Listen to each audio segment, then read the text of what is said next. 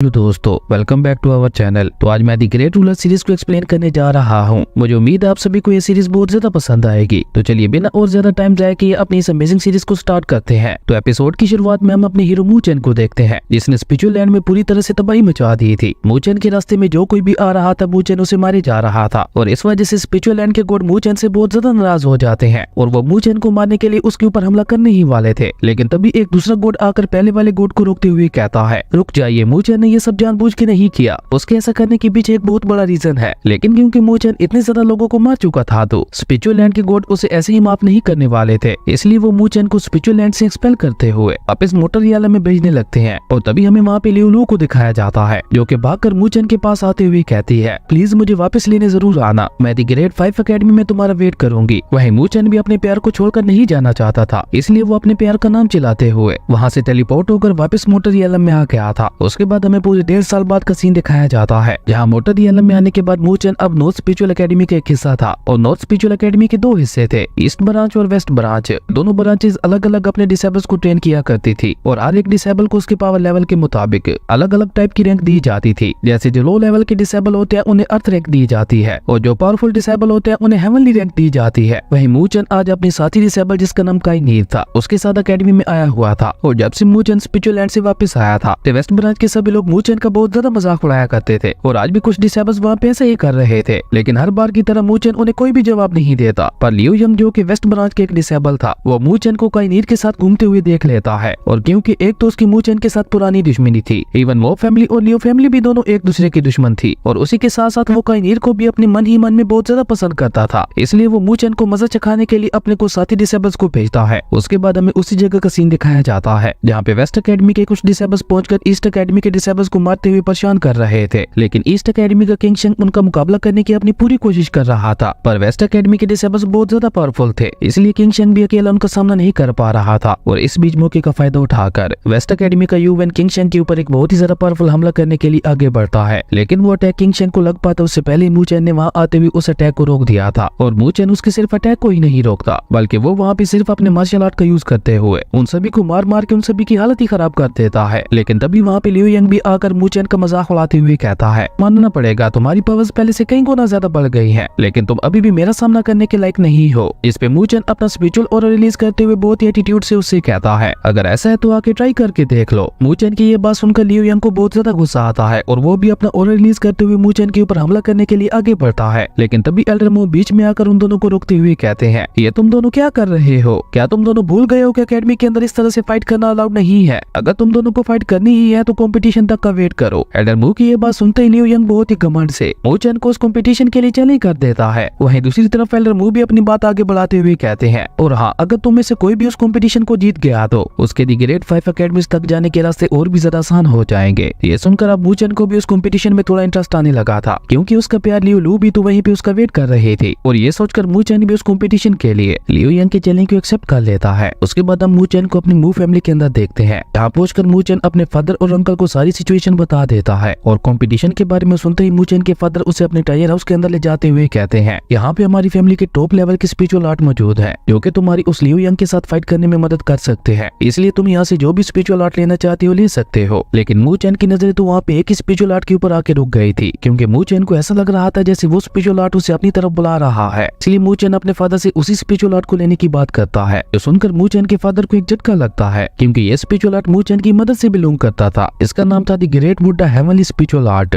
लेकिन मूचेन के फादर को यहाँ पे हैरानगी इस बात से हो रही थी कि मूचेन की मदर ने जाने से पहले मूचेन के फादर से बोला था कि एक दिन मेरा बेटा यहाँ आकर इस द ग्रेट बुड्ढा स्पिरिचुअल आर्ट को चूज करेगा। अपने पिता की ये बातें सुनकर मूचेन अपने पिता से अपनी मदर के बारे में पूछता है, जिसपे मूचेन के पिता उससे कहते हैं, जब तुम इस स्पिरिचुअल आर्ट को प्रैक्टिस करोगे तो आगे चलकर तुम्हें सब कुछ खुद ही पता चल जाएगा। अपने पिता की ये सारी बातें सुनकर मूचेन भी और ज्यादा देर नहीं करता और वो अपनी मदर के उसी स्पिरिचुअल आर्ट को प्रैक्टिस करना शुरू कर देता है, जहाँ पे उस स्पिरिचुअल आर्ट की पावर को ऑब्जर्व करने की वजह से मूचेन को बहुत ज्यादा पेन हो रहा था। लेकिन वो वहाँ पे अपनी मदर और लियो लू को याद करते हुए कहता है, नहीं, मैं इतनी आसानी से हार नहीं मान सकता, अभी मुझे आगे चलकर बहुत कुछ करना है। वहीं दूसरी तरफ लियो यंग का भाई लियो मू भाई उसे एक डिस्ट्रैक्शन पिल देते हुए कहता है, अगर तुम ये कंपटीशन हारने लगो तो तुम चालाकी से इस पिल का यूज करते हुए मूचेन के सोल को वहीं पे डिस्ट्रॉय कर देना। अपने भाई की ये बात सुनकर लियो यंग के फेस पे भी एक लेवल स्माइल आ गई थी। वहीं दूसरी तरफ अब मूचेन ने भी ऑलमोस्ट अपनी कल्टीवेशन पूरी कर ली थी और उस स्पिरिचुअल आर्ट की वजह से मूचेन की पावर्स पहले से वाकई काफी ज्यादा बढ़ गई थी। तभी मूचेन के पिता मास्टर वहाँ पे मूचेन की पावर्स को चेक करने के लिए अपनी ड्रैगन ईगल फ्लेम को समन करते हुए मूचेन से कहते हैं कि अगर तुमने मेरी इस फ्लेम ईगल के 3 हमलों को रोक लिया तो मैं मान जाऊंगा कि कल को कंपटीशन तुम ही जीतोगे। यहाँ मूचेन भी जानता था कि उसके लिए फ्लेम ईगल्स के हमलों को रोकना इतना ज्यादा भी आसान नहीं होने वाला, इसलिए वो वहाँ पे अपना पूरा दम लगाते हुए उस फ्लेम ईगल का सामना करने लगता है। लेकिन वो फ्लेम ईगल बहुत ही ज्यादा पावरफुल थी, जिसकी वजह से मूचेन के लिए उसका सामना करना बहुत ही ज्यादा मुश्किल होता जा रहा था। लेकिन तभी हम देखते हैं कि अचानक ही वहाँ पे मूचेन का द ग्रेट बुड्ढा स्पिरिचुअल आर्ट एक्टिवेट हो जाता है और वो वहाँ पे उस फ्लेम ईगल की सारी पावर को ऑब्जर्व करने लगा था। और इसी बीच मूचेन भी उस फ्लेम ईगल की पावर को रिफाइन करने के लिए वहाँ पे बैठकर कल्टीवेशन स्टार्ट कर देता है और वो वहाँ पे इसी तरह से बैठे बैठे पूरी रात उस फ्लेम ईगल की पावर को रिफाइन करता रहता है। उसके बाद हमें कंपटीशन वाले दिन का ही सीन दिखाया जाता है, जहाँ मूचेन के लेट होने की वजह से किनशेंग को उसकी जगह लियू यंग के साथ फाइट करनी पड़ रही थी, क्योंकि किनशेंग मूचेन के एक सच्चा दोस्त था। वो ऐसे वहाँ पे मूचेन की बेइज्जती कैसे होने दे सकता था, पर लियू यंग ने तो यहाँ पे किनशेंग को मार मार के उसकी हालत ही खराब कर दी थी। लेकिन किनशेंग ने भी आई ठान ली थी कि जब तक मूचेन यहाँ पे नहीं आ जाता वो हार नहीं मानेगा। और किनशेंग की इतनी बुरी हालत देखकर तो वहाँ पे लोगों को भी खौफ आने लगा था। और जब लियू यंग अपना फाइनल अटैक किनशेंग के ऊपर करने के लिए आगे बढ़ता है तो